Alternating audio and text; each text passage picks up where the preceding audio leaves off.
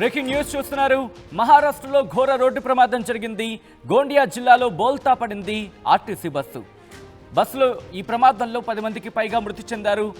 కోహ్మారా state హైవేపై ఈ ఘటన చోటు చేసుకుంది. నాగపూర్ నుంచి గోండియాకు వెళ్తోంది ఆర్టీసీ బస్. దానికి సంబంధించిన బ్రేకింగ్ న్యూస్ చూస్తున్నారు. అయితే ఈ కథ మిమ్మల్ని కాస్త కలవరపరచొచ్చు. అయితే మిమ్మల్ని కలవరపాటుకు గురి చేయడం ఆర్టీవీ ఉద్దేశం కాదు. కానీ ఎటువంటి ఘటనలు జరుగుతున్నాయి, దేశవ్యాప్తంగా కావచ్చు లేకపోతే ప్రపంచవ్యాప్తంగా ఎటువంటి ఘటనలు జరుగుతున్నాయి, ఆ ఘటనను మీకు చూపించడం, తద్వారా మీకు అవగాహన కల్పించడం, మిమ్మల్ని అప్రమత్తం చేయడంలో భాగాన్ని ఈ కథనాలు చూపించడం జరుగుతుంది తప్ప మిమ్మల్ని కలవరపాటుకు చేసే ఉద్దేశం ఆర్టీవీకి ఎన్నడూ ఉండదు. కానీ ఇటువంటి కథనాలు చూసినప్పుడు కాస్త కలవరపాటుకునే అవకాశం ఉంటుంది. కాబట్టి దీనికి సంబంధించి తగిన జాగ్రత్తలు తీసుకోవాలని చెప్పి ఆర్టీవీ సూచించడం జరుగుతోంది. విజువల్స్ మీరు చూస్తున్నారు. మహారాష్ట్రలో ఘోర ప్రమాదం జరిగింది. ఒక బైక్ని తప్పించబోయి ఆర్టీసీ బస్సు బోల్తా పడింది. విజువల్స్ మీరు చూస్తున్నారు. అక్కడికి భారీ సంఖ్యలో ప్రజలు కూడా చేరుకున్నారు. అక్కడ రెస్క్యూ ఆపరేషన్లో పాల్గొనడానికి. మహారాష్ట్రలో ఘోర రోడ్డు ప్రమాదం జరిగింది. గోండియా జిల్లాలో బోల్తా పడింది ఆర్టీసీ బస్సు ప్రమాదంలో 10 మందికి పైగా మృతి చెందారు.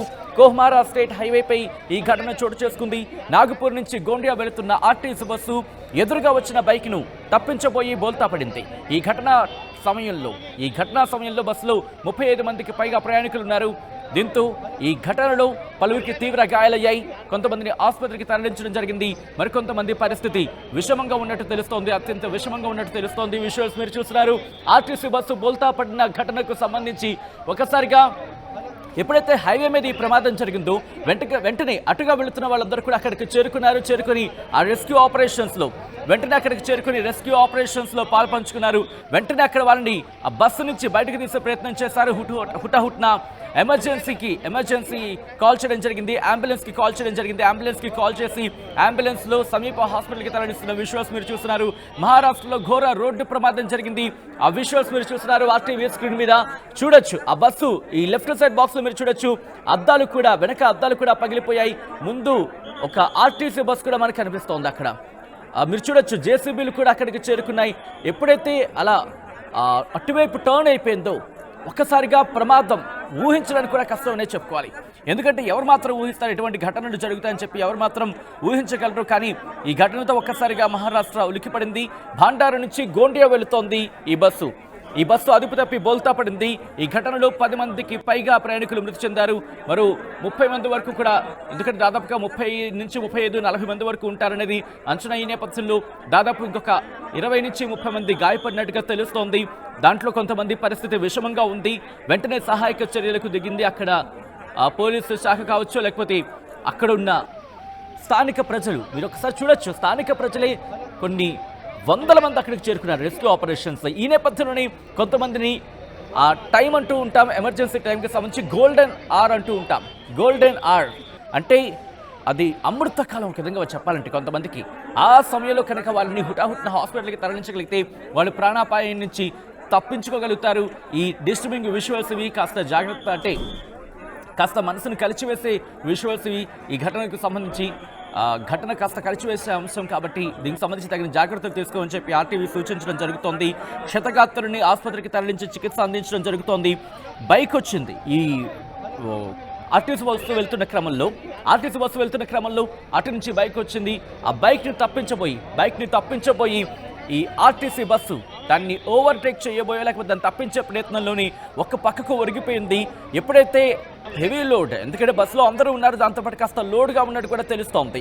బ్యాలెన్స్ చేయడానికి కష్టమైంది డ్రైవర్కి. ఎప్పుడైతే బ్యాలెన్స్ చేయలేకపోయాడో అప్పుడు ఒకసారిగా ఇలా ఒకవైపు టిల్ట్ అయిపోయింది, ఒకవైపు ఒరిగిపోయింది. ఆ తర్వాత మీరు విషయాలు చూస్తున్నారు. ఈ ఘటనలు లిమిట్ని మించి ఆ స్పీడ్ లిమిట్ గురించి కూడా ఇక్కడ మాట్లాడుకోవడం జరుగుతుంది. సాధారణంగా లిమిట్ స్పీడ్లో వెళ్తుంది అనుకుందాం, ఇంతటి ప్రమాదం జరగదు. ఒకవేళ జరిగినా ప్రాణాపాయానికి సంబంధించి అంత పెద్దగా ఉండకపోవచ్చు. ఎందుకంటే కనుక మీరు అక్కడ అర్థం చేసుకున్న ఒక వెళుతున్న బైక్ని ఓవర్టేక్ చేసే ప్రయత్నమా అయితే ఇది జరిగి ఉండొచ్చు, లేకపోతే దాన్ని తప్పించే ప్రయత్నం అయి ఉండొచ్చు. ఒకవేళ బ్రేక్ వేశారనుకుందాం, ఒక పక్కకు ఒరిగిందంటే స్పీడ్ అనేది బేస్ అవుతుంది. వేగంగా వెళ్తున్నప్పుడు మాత్రమే టిల్ట్ అయ్యే అవకాశం అనేది మనకి ఇక్కడ పుష్కలంగా కనిపిస్తోంది హైవే మీద. అయితే ఈ ఘటన ఒక్కసారిగా మహారాష్ట్రని కలిచివేసింది. ఈ మధ్యాహ్నం భండారా నుంచి ఈ ఆర్టీసీ బస్సు బయలుదేరింది.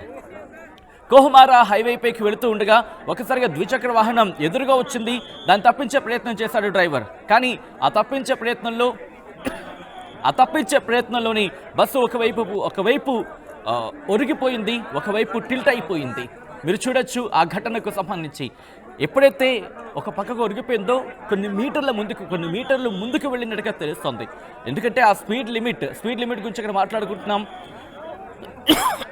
ప్రమాదం జరగగానే డ్రైవర్ అక్కడి నుంచి పారిపోయాడు. ఆ డ్రైవర్ గురించి సమాచారం తెలుసుకునేందుకు ప్రయత్నం చేస్తున్నారు. ఎందుకంటే కనుక అక్కడ స్థానికులు చెబుతున్న మాట ఇదంతా కూడా బైక్ వచ్చింది, బైక్ను తప్పించుకునే క్రమంలోని డ్రైవర్ బస్సుని ఓవర్టేక్ చేసే ప్రయత్నం చేశాడు, దాన్ని తప్పించే ప్రయత్నం చేశాడు. ఆ నేపథ్యంలోని బస్సు ఒకవైపు ఒరిగిపోయింది, ఒకవైపు పడిపోయింది. విజువల్స్ మీరు చూస్తున్నారు. బోల్తా పడిన ఘటన తర్వాత అక్కడ స్థానికులు అందరూ కూడా ఎప్పుడైతే అటువైగా వెళ్తున్నారో వాళ్ళందరూ కూడా కాల్స్ చేసుకున్నారు. ఇక్కడ ప్రమాదం జరిగింది, స్థానికులు రావాలంటూ ఒకరు కాంటాక్ట్ చేసుకోవడం జరిగింది. ఆ నేపథ్యంలోనే పోలీసులు కూడా పిలిచారు. స్థానికులు అందరూ కలిసి చేయి కలిపి అక్కడ వాళ్ళని కాపాడే ప్రయత్నం చేస్తారు. ఒకసారి అక్కడ ఎటువంటి సినారియో ఉందో చూద్దాం.